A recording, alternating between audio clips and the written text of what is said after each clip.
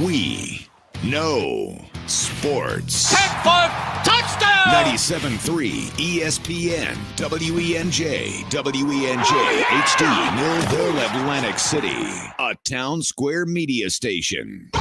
This is Game Night with Josh Hennig on 97.3 ESPN and the free mobile app. Now, live from the Matt Black Kia Studios. Here's Josh Hennig. Josh Hennig here on 97.3 ESPN, hanging out with all of you guys here in the Matt Black Kia Studios. Eagles, Bucs, just days away. Super Wild Card Weekend coming up. We'll get into all of that coming up today here on 97.3 ESPN, plus the latest Eagles news and another coach fired in the NFL. Boy, a lot of ground to cover, and we'll get to it all right here on Game Night. Josh Hennig hanging out with you. Coming up at 6:20, as always, Andy McNamara from Sportsnet will join us every Thursday to give you a full preview of the weekend. So we will chat with him about the NFL weekend coming up. Plus, we will get to a couple other things football-wise throughout the show here on 97.3 ESPN. Don't forget, you can join the conversation at 609-403-0973, 609-403-0973 here on 97.3 ESPN. Of course, you can DM the show through the 97.3 ESPN mobile app. Thanks to First Bank of Seattle City. And we are live on YouTube at 97.3 ESPN. Some unexpected good Eagles news came down earlier today, and it wasn't anything that was official. It was something that was actually unofficial. Numerous people have video evidence online of Miles Sanders at practice in his pads, in his uniform, with his helmet, and he has nothing on his hand. So it looks very much like whatever happened with Miles Sanders with the broken hand, or as they're calling it, the broken bone in his hand. It looks like to me that he's pretty much recovered, and there's a possibility that he actually does play this Sunday. And it feels like this was the plan all along, right? Doesn't it feel like this was the theory all along, that he would come back for the playoff game? Now, he was limited at practice today. Everyone practiced in either full or limited capacity, except for one guy. The one guy was Josh Sweat. He is out with a non-COVID illness. So, but everyone seems to be pretty much good to go, pretty much ready for whatever they need them to do. Even Sean Bradley with his shoulder issue, with the stinger in his shoulder, he looks like he's on pace to be a contributor on special teams. And I'm telling you guys, if Miles Sanders can go, it makes the Eagles' running attack even more dangerous. We know he is a big play threat. He is a guy who can break a big run at any point in time. And as I've been telling you guys for the last couple of days, the Bucs are very well aware that this is going to be a tougher game than the odds makers are laying it out to be. This is not a David versus Goliath situation. This is experience versus inexperience. It's not David versus Goliath. This is a game that, for me, is going to come down to one thing. If the Eagles can run the ball, this can be a close game going into the fourth quarter. And Miles Sanders is the key to helping that run game get going. Now, with that being said, I don't know how the broken bone in his hand that is healed now, I don't know how that works. You know, Mike Gill always jokes I've had a lot of injuries, so I can speak personally to a lot of things. A broken bone in my hand is not one of them. So, and I'm not very familiar with a lot of guys who have had a broken bone in their hand outside of, I think it was Marlon Mack for the Colts a few years ago. outside of that, running backs usually don't have a broken bone in the hand. And the reason I bring that up is because the way it was explained by Stephania Bell on ESPN is that she expects that it was one of the bones that goes from the wrist to the fingers that he broke. It was something in the actual hand structure that he broke. So I don't know if that is going to affect his ability to grip the ball as he's holding it. I don't know if he's going to have an issue with maybe the ball comes in the ball, it catches his hand. Does he have an issue, grasping the ball immediately?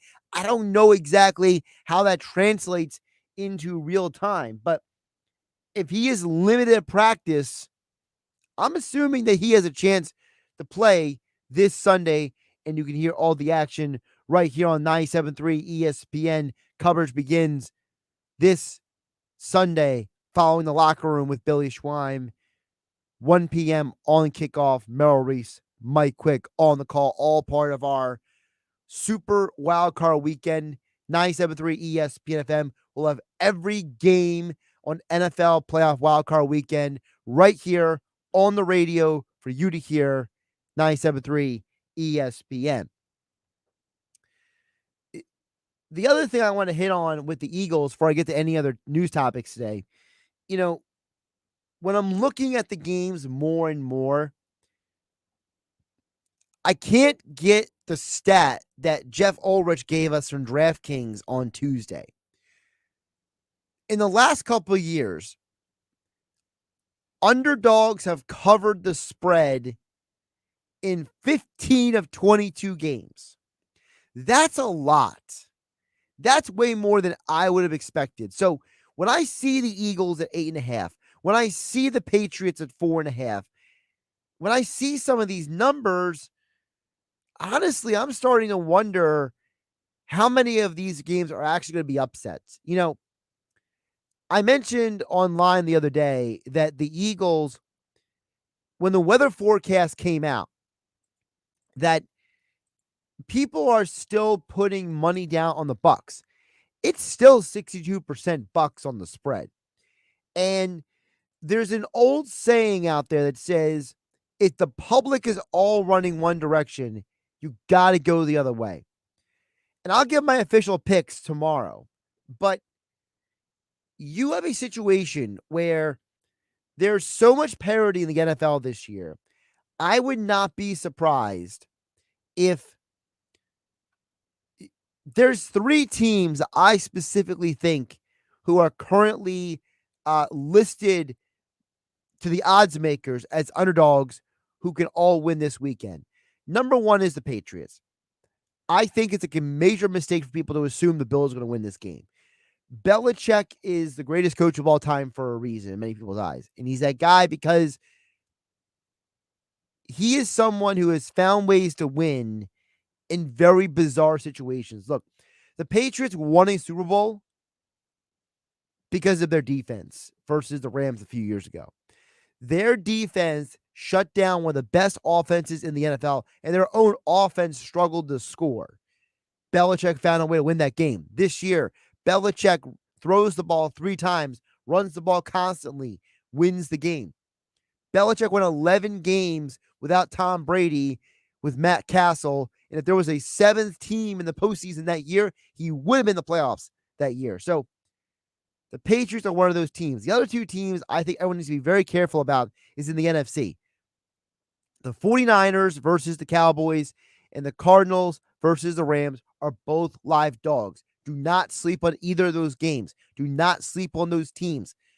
The 49ers have the personnel to expose the Cowboys. And the Cardinals, they're not as talented from top to bottom as the Rams, but I saw footage of J.J. Watt at Cardinals practice today. That dude is a motivational freakazoid. I can totally see that guy turning to his team and getting them juiced for this game. And I remember I told you guys, the public is something you have to keep an eye on.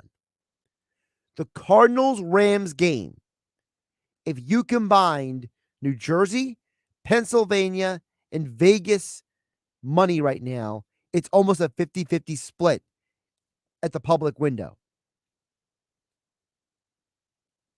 I'm just saying. I'll give you my official picks tomorrow, but it's something to keep an eye on.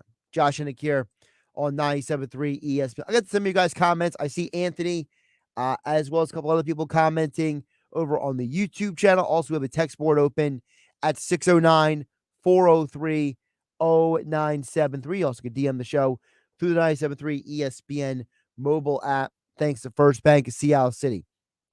Before we continue the football, I do want to hit on one thing real quick.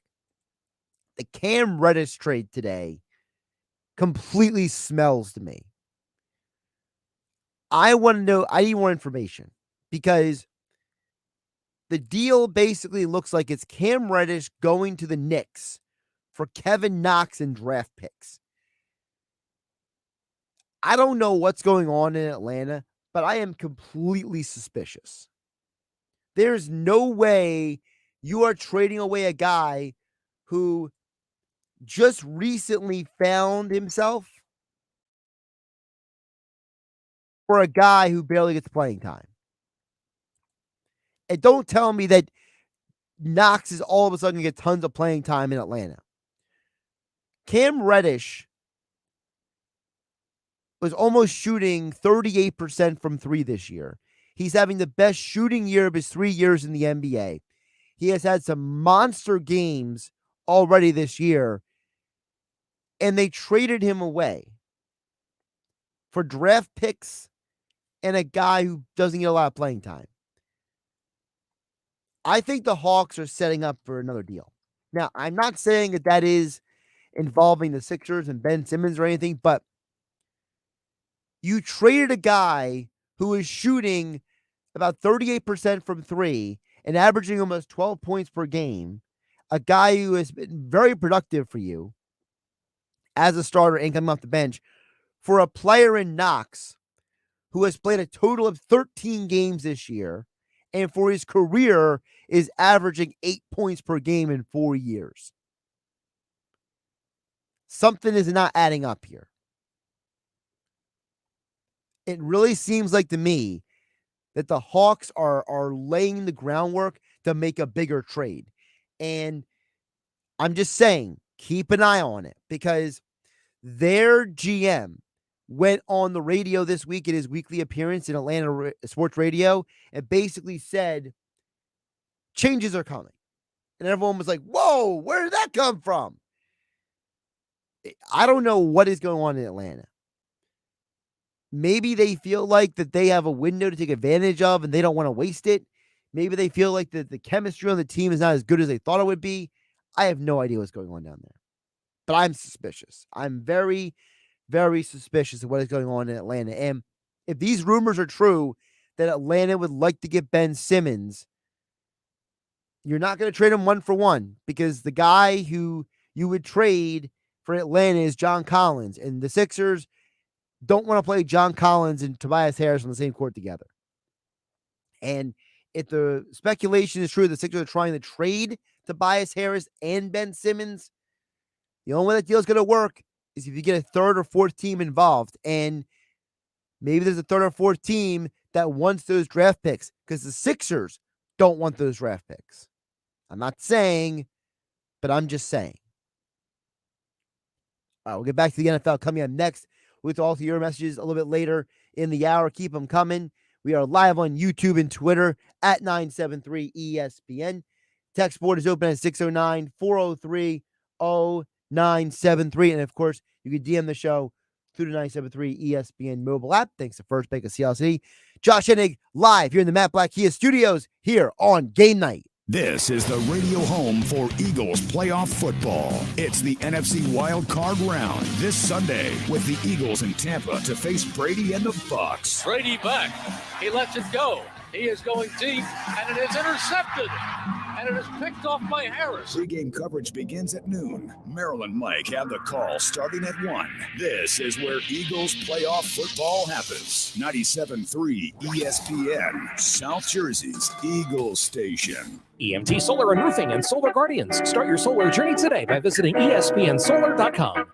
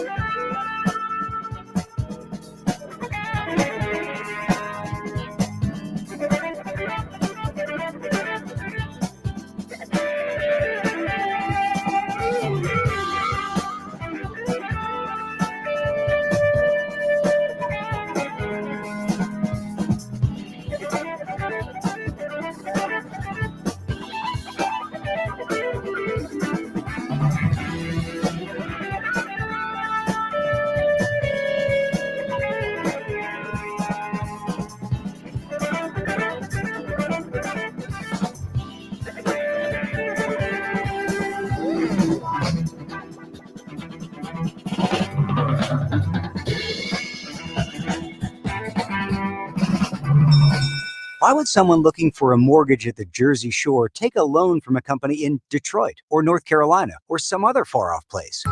Online mortgages promise a lot, but don't always deliver.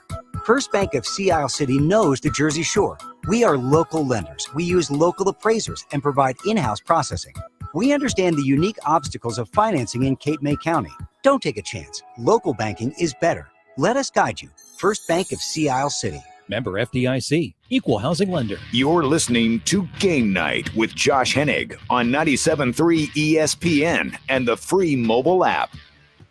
Josh Hennig back here on 97.3 ESPN, the Matt Black Kia Studios. And, of course, every Thursday we talk NFL with Sportsnet Andy McNamara here on 97.3 ESPN.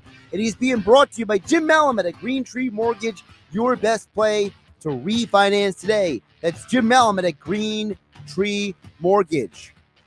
Super wild card weekend is this weekend. You hear all the action right here on 97.3 ESPN. We have every game on the slate all weekend long, and they get more into it right now with us. As I mentioned, Andy McNamara every Thursday, like clockwork. He is there to talk about the NFL. Andy, my friend, how you doing? Josh, doing good, buddy. Yeah, the camera works, the internet works this week. We're gonna knock on wood and make it happen. I even got Josh my walk-on hoodie, which is an homage to Baker Mayfield, the one he wore on draft night. But Josh, a quick story behind that one. I was so excited in the 2018 draft. Browns got their quarterback, and I was like, I want that walk-on hoodie. So I went online and I got it, and I kid you not, literally an hour after I bought it, Baker Mayfield went on Twitter. I was like, there's some knockoff walk-ons. Mine aren't going to be out for like 6 months. I was like, $70. $70 for this. If you can't see it on, it's not it's fine. It says walk on, it gets the point across. I wear it because I feel I have to. I'm so bitter. Well, with that being said, so before we start hitting on the individual games, I want to throw at you a stat I'm stealing from the NFL Network. Okay. 8 of the last 20 Super Bowl champions, so that's almost 50%, have all been wild cards. They were not divisional winners. So, all of the teams that are in because of the wild cards, now we have 3 in each conference now. Which one of the 6 teams do you think is the best equipped to win the Super Bowl? Great question and interesting stat. You know what? I don't think a wild card team is going to win the Super Bowl this week, but if I had to pick one, I got to say New England. Okay. Like if you look, and of course, hey, let's hope the Eagles, right? Fly, Eagles, fly. Let's go. But probably not. But hopefully, yes. But probably not. I think we go.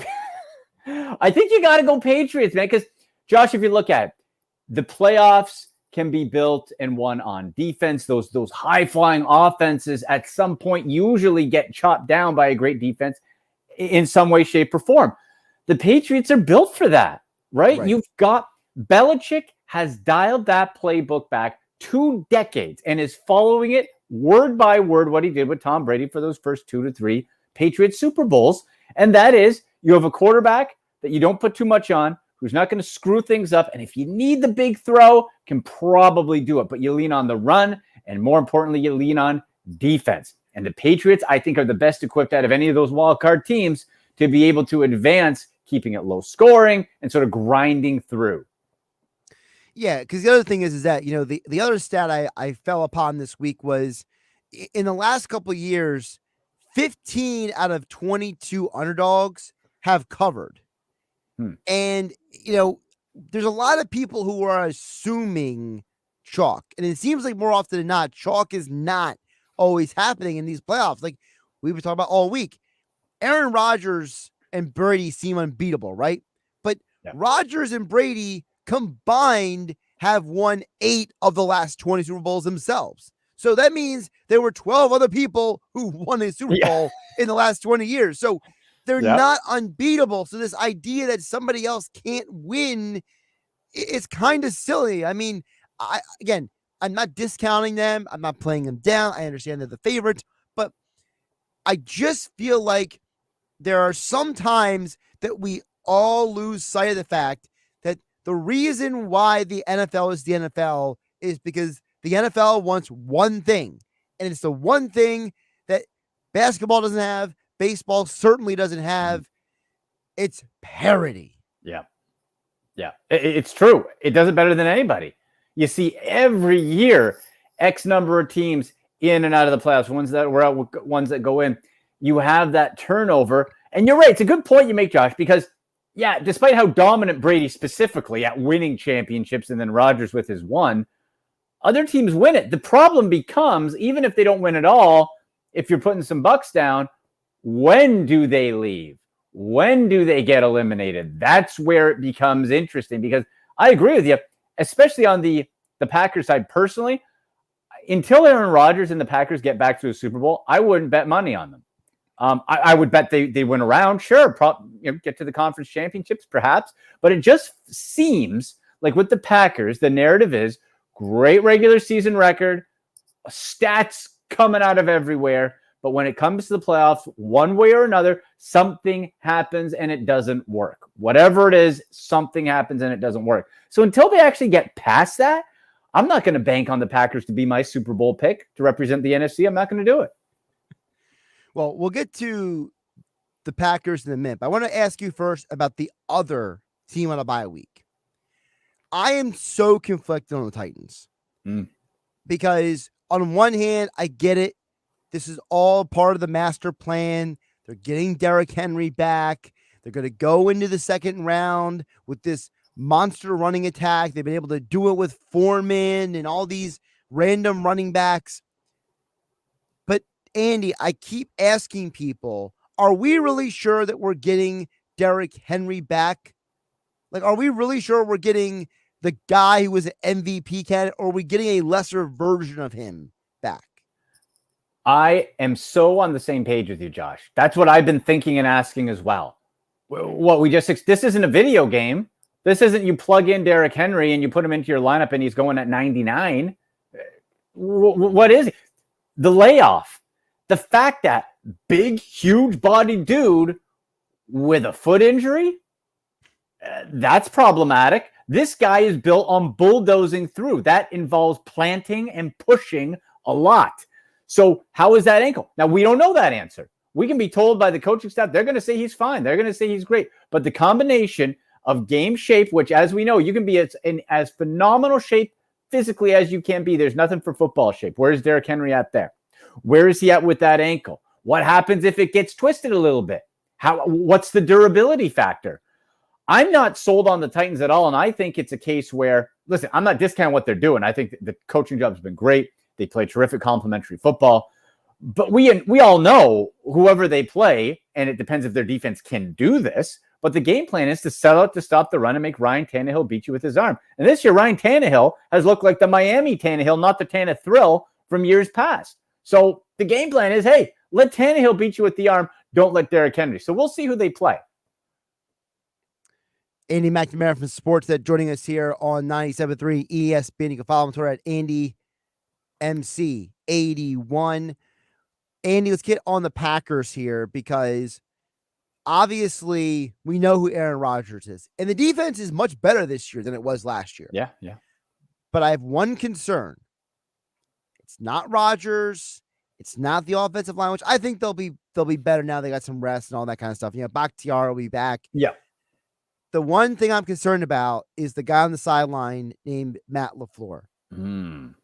I don't know if Matt LaFleur is he really the guy? I mean, they were in an NFC championship at home last year. They're potentially going to be in an NFC championship again at home this year. Can Matt LaFleur be the guy to get them back to the promised land? Josh, at first glance, you'd think probably not. But then we have to remember Mike McCarthy is a terrible game manager, and he won a Super Bowl with Aaron Rodgers.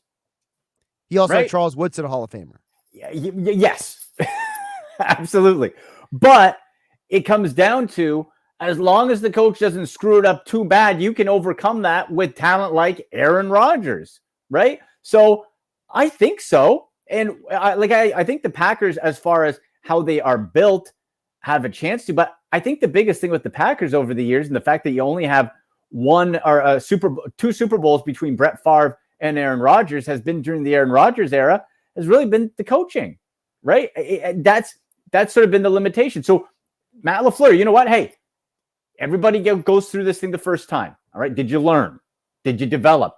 Do you now know what to do? We'll find out if this, especially if it's a close game. Now Rodgers comes out and starts pumping and they're up big, and then it's not a test. But when it's close and those coaching decisions do matter, is LaFleur going to be the guy?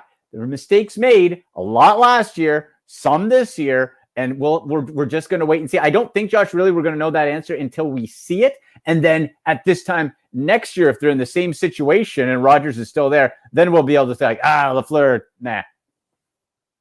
But we have to see.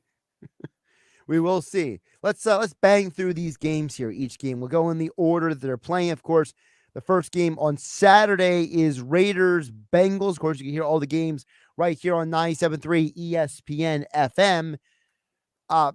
This game, I think, is going to be a very fascinating game because there's two keys in this game. Number one, it's the Bengals below average, shall we call it, offensive line versus the one strength the Raiders actually have, which is their pass rush.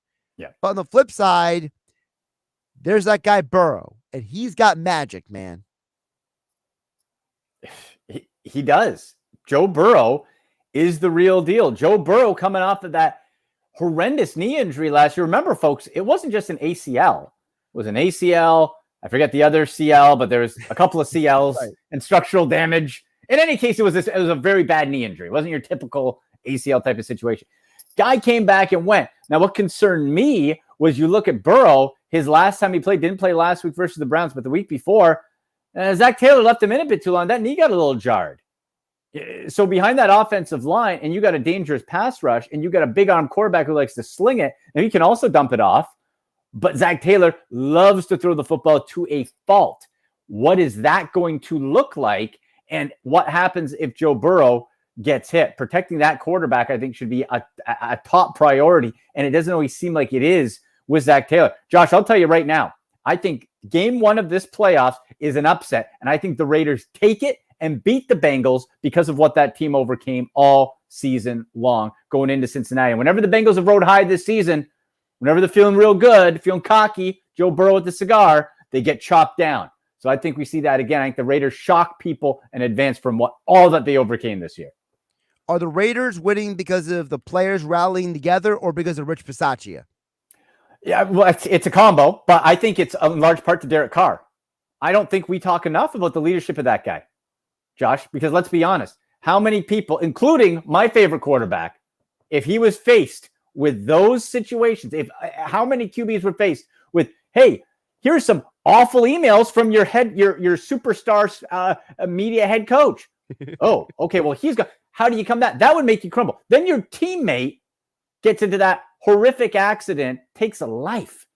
Now, you at the quarterback, no fault of Derek Carr's, you as the face of the franchise, you got to face media. You got to face that everybody in that locker room is getting questioned on it. How do you stop it from crumbling? Well, not only did you not have it crumble, you pulled it together in a calm, sophisticated, calculated way that Derek Carr did, and they thrive. Were there bumps? Were they clean? No. Are they the best team in the league? No. But they did enough. And Josh, as we know, you get into the playoffs, you're feeling good about yourself, and especially you get over this hump, something special can happen. They have the pieces to hang offensively. We've seen Derek Carr pop up 35, 40 points. You can hang, right? You can. Defense, I think it's good enough. The Bengals got Eli Apple out there so anyway.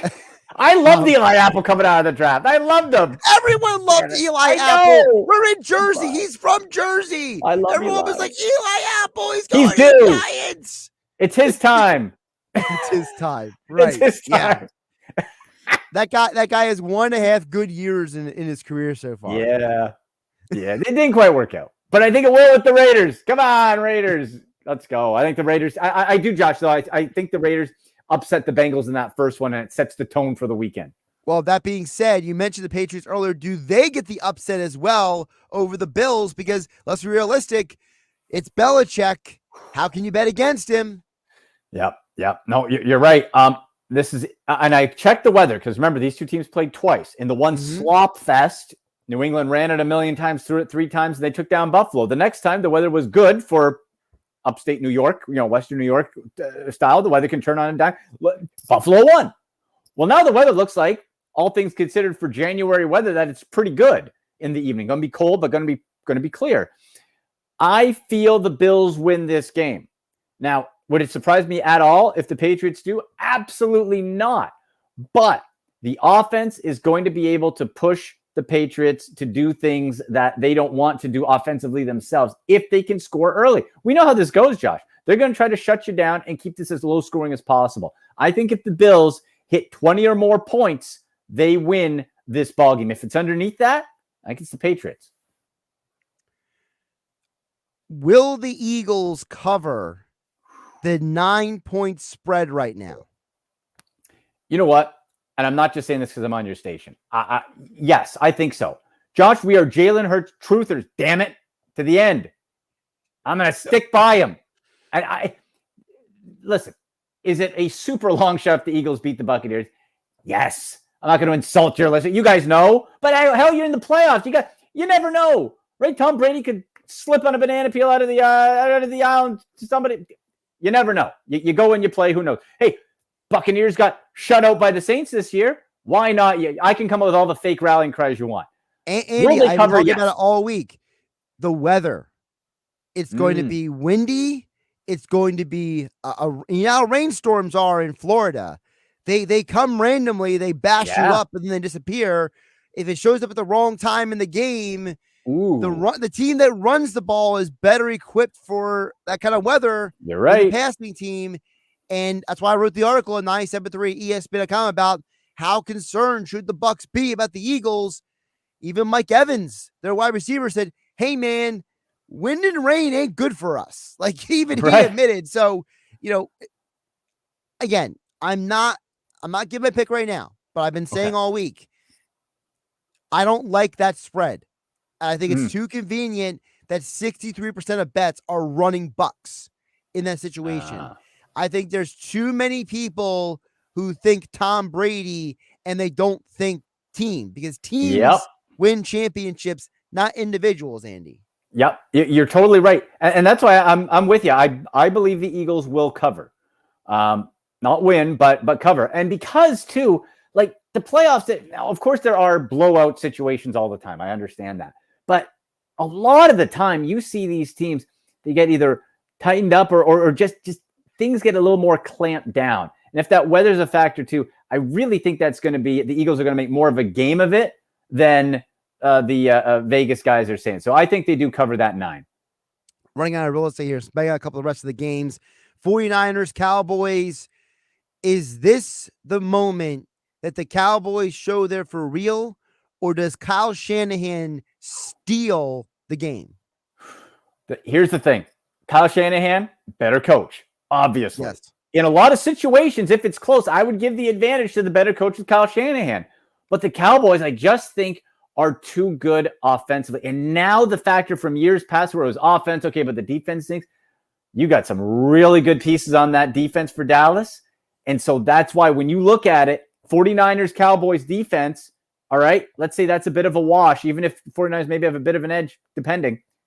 The offense gets to click with Cowboys. Jimmy Garoppolo, who doesn't have to throw the ball a lot anyway, has that busted thumb, that bone chip. I think the Cowboys, I think the spread's 3 points? I would take the Cowboys to win and cover that. I think maybe a touchdown. Interesting. Very interesting. Sunday Night Football, Steelers, Chiefs. Are people actually going to be watching this game, Andy? I mean, I think a lot of people are assuming the Chiefs are going to win this game. Even Big Ben sounds like he's assuming he's going to lose the game.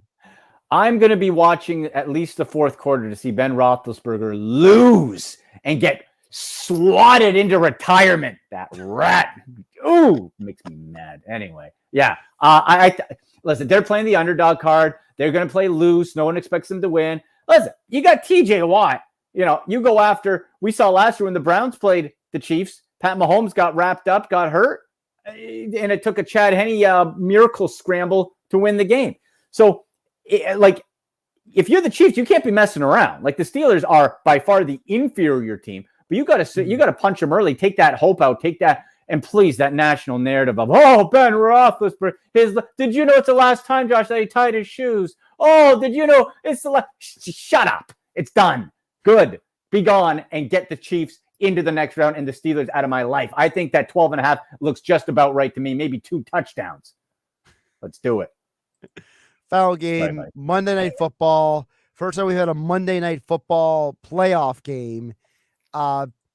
Listen, this game is curious. Kingsbury, Murray, first time in the playoffs. Stafford, 0-3 in the playoffs. What gives? Josh, that whole division was it wasn't who was winning it, it's who didn't lose it. Right? Yeah. Both teams backed in. Stafford has looked borderline terrible. And you talk to people, self-included, fantasy football playoffs. Thanks for nothing, Matt. You put those to multiple interception games. Then you go to Kyler Murray. Yeah. Tiny. That was the knock on coming out. Very tiny guy. When he starts getting hit at the pro level, what happens? Well, he's starting to get worn down. Kingsbury, we know the stats. Late in the season, his record is terrible. Now they got into the playoffs. Rams, I feel, are way more talented on offense. We know Kyler Murray can go around, but he just doesn't have the targets. I think the Rams win it. But either team who wins this game, I don't think they get past the next round because they are trending in the wrong direction. They're getting cold come playoff time, not hot. He's Andy McNamara, Sportsnet, NFL, Fantasy Sports, at AndyMC81 on Twitter. And Andy, before I let you go, talk to me about NFTs. Oof. Well, Josh, listen, listeners, viewers, if you heard NFTs, these buzzwords, you're like, oh, what is it? Well, UltimateSportsNFTs.com. We have our NFL Legends sets, our 5 sets out right now. And we're giving away free ones of Hall of Famer Chris Carter, NFL great Eric Metcalf, Walt Harris, who's a collegiate god and first-round pick of the Chicago Bears. Those are the first 3. A lot more coming. Fred Barnett, former Eagle, he's going to be coming in too. And you have the opportunity to get a free NFT, the one of 5 of those 5 NFT sets. Very cool. Just check it out. It says right on the front page, get your free NFL Legend NFT. UltimateSportsNFTs.com. A lot of cool stuff coming there. And even if you're new to the NFT world, hey, jump in, take a look. We make it nice and easy for you. At AndyMC81, he tweets all about it over there. You catch all the details. Andy, enjoy the football this weekend, and hopefully we have no blowouts. I just don't want to blow out. Yeah, I want every game to be competitive. That's all I care about at this point. Except for Chiefs Steelers. Go Chiefs. Coming from a Browns fan. That's right. Go Eagles. Take care, See you, buddy. See you, buddy. Bye-bye. I always love talking to Andy McNamara. Of course, he joins us each Thursday. Thanks to Jim Malamut at Green Tree Mortgage, your best play to refinance today. That's Jim Malamut at Green Tree Mortgage. Your thoughts and comments on the other side. We got messages from Anthony and Drew and Dan and others. YouTube at 973 ESPN. Listen to 973 ESPN FM. The text board is 609-403-0973. And you can DM the show through the 973 ESPN mobile app. Thanks to First Bank of Seattle City. And I'm Josh Hennig. This is Game Night. It's Sixers basketball tomorrow on 97.3 ESPN with the voice of the 76ers, Tom McGinnis, calling all the exciting play-by-play action. And a jam by a beast. He dunks it on the entire Rockets team. The Sixers host the Celtics. Coverage begins at 7 p.m. Philadelphia 76ers basketball on your radio home of the Sixers in South Jersey. 97.3 ESPN, South Jersey's play-by-play home for the 76ers.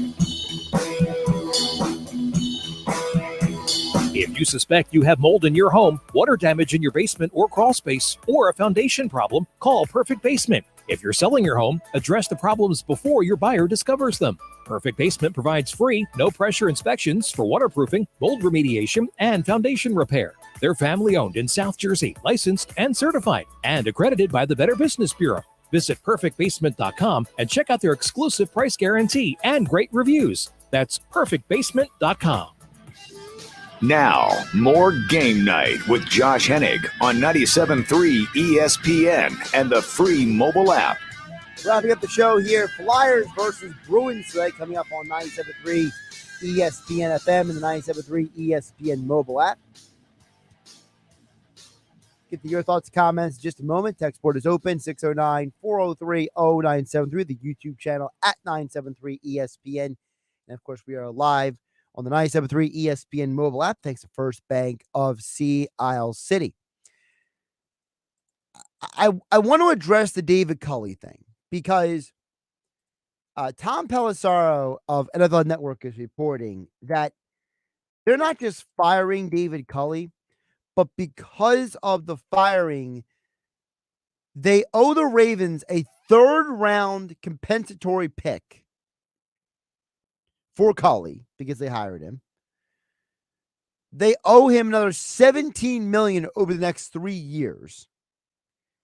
And there are other reports out there that say if he would have coached at least one more year, they would have owed him a lot less money. Because apparently the contract originally was supposed to only be guaranteed for the first 2 years of the deal. But because he didn't fulfill the full 2 years, that's why they owe him so much money. This is a horrible look for the NFL. You literally hired a guy to hold the seat warm until they could potentially get somebody else. And there's already speculation out there that it's going to be Brian Flores. Adam Schefter is reporting that Jared Mayo is going to interview for the job. And listen, I think Flores should never been fired in Miami. I'm guaranteeing you he will get another head coaching job. That's not the issue here at all. The issue here is you can't hire people just to fire them when you find somebody else. Okay? It's just morally disgusting to me. All right? Look, I understand this happens all the time in the world we live in. All right? People get jobs, people get opportunities. Happens even people's personal lives. People date someone until they find somebody else. They cheat on them. They break up. They run into the other person. Okay. I understand this is part of the world we live in. But just because it happens and people do it doesn't make it right. David Culley got a raw deal. And the only saving grace is he's going to be a multimillionaire over because of it. The guy finally got a head coaching job in his career. And he gets run out of town as soon as some other pretty girl shows up to date. I think it's reprehensible. I think it's unfair. And I think there needs to be some sort of blowback on the Texans for this, aside from just having to pay out millions of dollars and owing the Ravens draft picks for it. I just don't like it and at all. And I think that at some point, the truth needs to come out why it was easy for them to just fire somebody and go find somebody else. You have $17 million to just flush down the toilet because you want somebody else to be your coach. Something ain't right here. All right, let's get a couple of your messages over on the text board at 609-403-0973. Dan EHC says, how about the Eagles are the best rushing team in the NFL versus Tampa, the number one passing offense in the NFL? Talking about the matchup of the game. It's a storyline, Dan EHT. The thing is that they don't play each other. Okay? It's not like the Eagles offense are playing the, Tom Brady and the Bucs offense, I should say. So it's an interesting storyline, but when you break down the game's matchups, it's a storyline. It's not to me, the bigger thing is the weather. All right. I know I keep beating the drum on this, but listen, nobody has convinced me not to beat the drum on this. It's harder to pass the ball in the rain and the wind than it is to run the ball. All right. And I think that is going to be a factor in this game. Now, how the Eagles handle their business, that's another question. Because this is Nick Sirianni's first playoff game ever. We just saw the guy who he used to work for, Frank Reich, abandon the run game, forget about Jonathan Taylor, ask Carson Wentz to win him a game, and every game that the Colts did not have Jonathan Taylor run for 100 rushing yards, they lost. And one of them was the Jags game. If Frank Reich, an experienced NFL lifer, can quote unquote mess up a simple game plan, I'm not going to assume that Sirianni's not going to either. Drew chimes in on the YouTube channel and says, the horror, we're already worried about Miles Sanders fumbling. Listen, man, you can't ignore it. The guy has had an issue with ball security. I'm not going to act like it's not real. I'm not going to sit here and, lie to everybody, sugarcoat it, and tell you how wonderful and sugar plums are dancing. No, I'm a realist, Drew. And you know what? You break a bone in your hand. I'm not going to sit here and act like that. That doesn't mean he might not have an issue. If someone slaps his hand on the right angle or goes to punch the ball out, maybe misses the ball, hits him in the hand, does he have some pain there? I don't know. It's a reality. Anthony, I can only get to one of your messages. Okay, Anthony's very confident the Eagles are going to win. The one I want to address is I don't know why everyone is so afraid of Tom Brady. The Eagles are going to win the game, hands down. Tom Brady needs his two wide receivers, but doesn't have his two wide receivers. Everyone is afraid of Tommy. People are afraid of Tommy because Tommy's done more with less than any quarterback in NFL history. He was passing the guys like Deion Branch and Troy Brown and just nobodies in New England at times. Chris Hogan, he has a history of making somebodies out of nobodies. That's why people are concerned about Tom Brady. I'll give you my official pick for the game tomorrow. I'm Josh Hennig. This is Game Night. I'll catch you tomorrow.